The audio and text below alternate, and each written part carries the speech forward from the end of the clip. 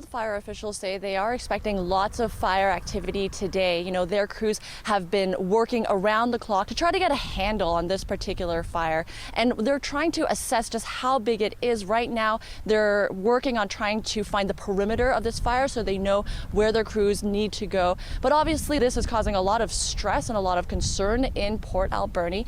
Parts of the community south of here are under an evacuation order.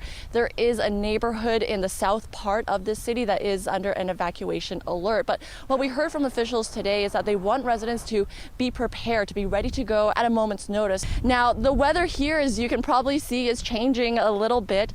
They are expecting temperatures to drop. Rain will be on the way. But one thing that officials are stressing is, while that is good news and that is very positive, they're not expecting that rain to completely put this fire out.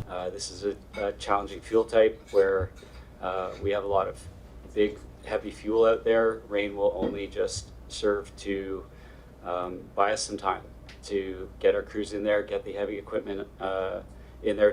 Now, this fire did see explosive growth yesterday, and when I asked officials about that, they said that it was a couple different things, one of them being that wind conditions and the slope conditions just aligned for that to happen. And then when I asked, with the rain that we are expecting, could we still see explosive growth after that? And they said, well, it really all depends on the rain, what that does, and then what that leads to the possibility of. Yeah, Julia, and tell us about all the challenges that the firefighting crews are facing. There is a lot of smoke here around us, and the air quality is expected to get worse throughout the course of the day. And what wildfire officials are saying is that that's really hindering their ability to access different areas, for the crews to get there, for water to be dropped on certain areas that they are attacking. Another challenge that they're facing is debris. With this fire, soil is being weakened. So quite dangerous to be working in and around the slopes. And certainly underneath them would be not somewhere I'd want to be positioning our crews, and I would love to not see the public there either.